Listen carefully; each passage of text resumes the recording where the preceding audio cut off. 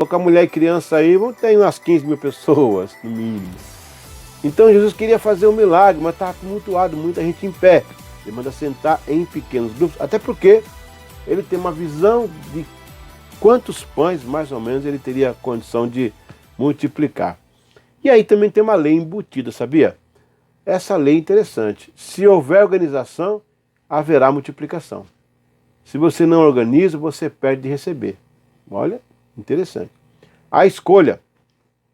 Por ocasião da sua representação aos discípulos, escolheu entrar por uma parede, numa casa e no meio do pequeno grupo.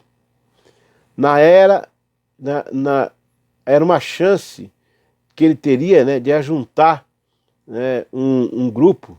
Então, Jesus escolhe entrar naquele local, né, para se fazer presente no meio daquele povo. Na época era a chance de se juntar uma multidão para vê-lo.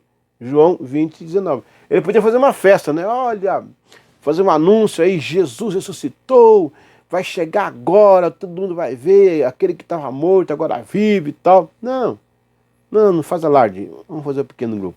Também, Jesus possuía uma posição clara. Por essas atitudes, ele sanciona o movimento dos pequenos grupos. O texto, onde estiverem 2 ou 3, eu estou aí no meio deles. O texto aí da preocupação dos pequenos grupos, né, de assentar em grupos. E assentaram-se repartidos de 100 em 100 e de 50 em 50. Há outro texto dali da ocasião que ele aparece no meio dos discípulos, né, após a ressurreição. E cerradas as portas onde os discípulos, com medo dos judeus, tinham se ajuntado. Chegou Jesus e pôs-se no meio. Interessante. E os valores, Jesus resgata o teor do relacionamento proposto por Deus no Éden. Então, Jesus está simplesmente voltando à ideia central do Éden. Então, por que essa ênfase toda no pequeno grupo? Porque o pequeno grupo, ele é a expressão de Deus para o relacionamento. Quando você promove o pequeno grupo, você está estreitando o relacionamento. A igreja primitiva e os pequenos grupos. A fascinante viagem da igreja primitiva através dos pequenos grupos. Vamos para uma sinopse. O início da igreja. O eixo central da igreja primitiva estava nas casas. Os pequenos grupos na cultura das casas. Igreja na casa de Rhodes, com um pequeno grupo. Aquela ocasião em que Pedro está na prisão, eles oram, o anjo vai lá, liberta Pedro, e Pedro vai para aquela casa onde há um pequeno grupo se reunindo ali para orar em favor dele. Aliás, a igreja não conhecia o poder que ela tinha. Naquele dia em diante ela conheceu o poder que ela tinha, que ela orava, o local tremia, ela orava, as portas se abriam. Eita, que bênção! Primeiro culto de adoração foi numa casa com PG. Primeira ceia foi numa casa com um pequeno grupo. Primeira cura foi numa casa com um pequeno grupo. Olha aí, gente. Primeiro derramado do Espírito Santo foi numa casa. Eu sempre estou lá no cenáculo e ali cabia 120 pessoas. Tudo bem, era um grupo até grande, né? Em relação ao Império, aquela época era um pequeno grupo, mas não deixava de ser a ideia de pequeno grupo, né? 120 pessoas é um grupo controlável, né?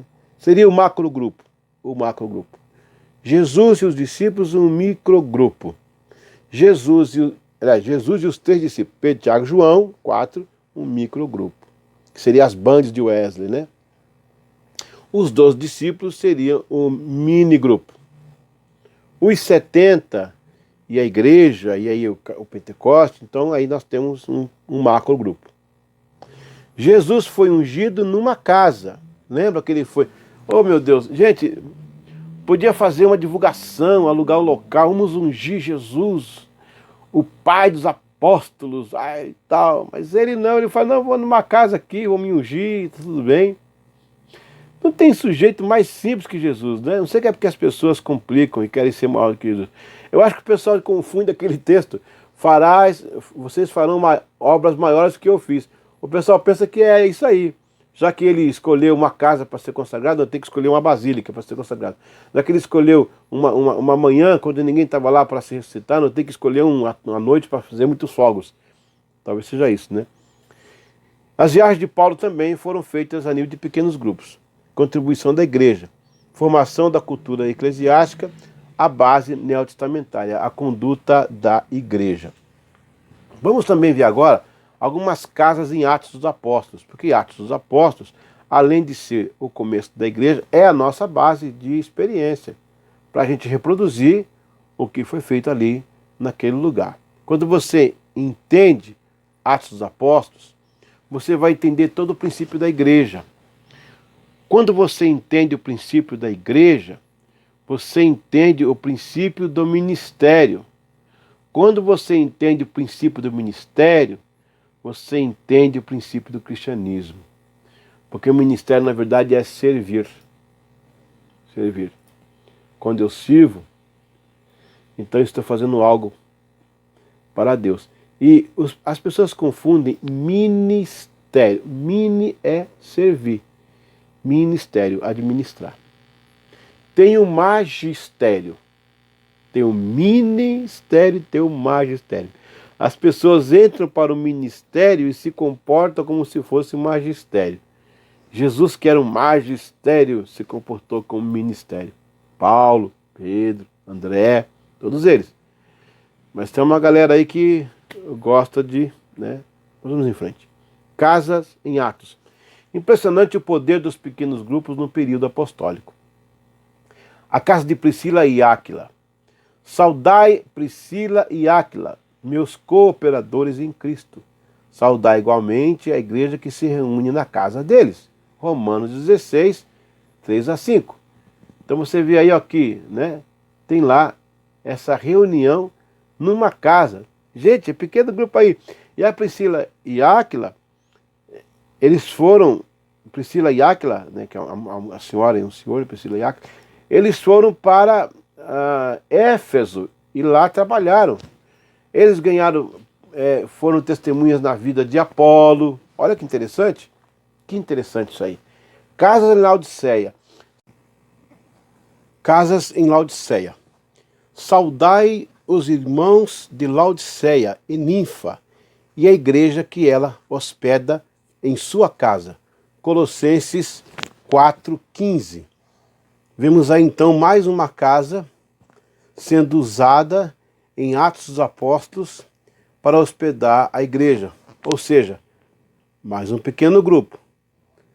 A igreja apostólica, ela foi totalmente fragmentada em pequenos grupos. Aonde você ler, onde você caminhar na palavra ali, você vai ver como ela se comporta em pequenos grupos.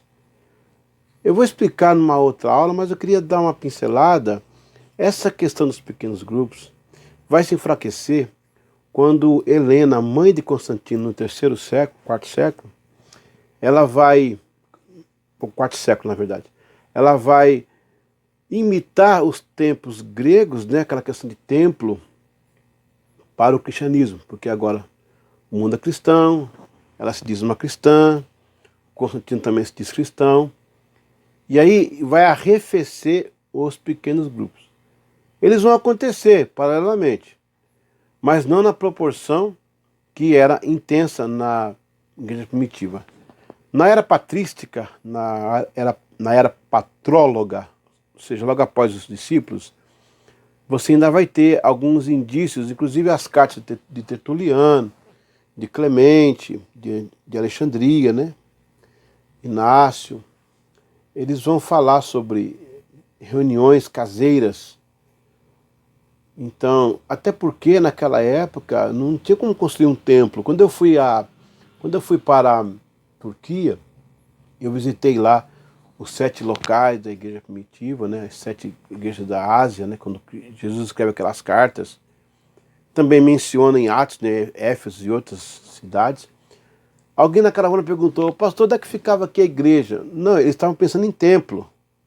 Presta bem atenção agora. Não havia templo. Quando a pessoa fala, Jesus escreveu a igreja da Ásia, onde é que ficava a igreja da Ásia? Era grande, o templo era legal. Não, não tinha templo. Eram pequenos grupos nas casas. Era isso. Eles dirigiam a igreja como um todo. Okay? Casa de Filemão.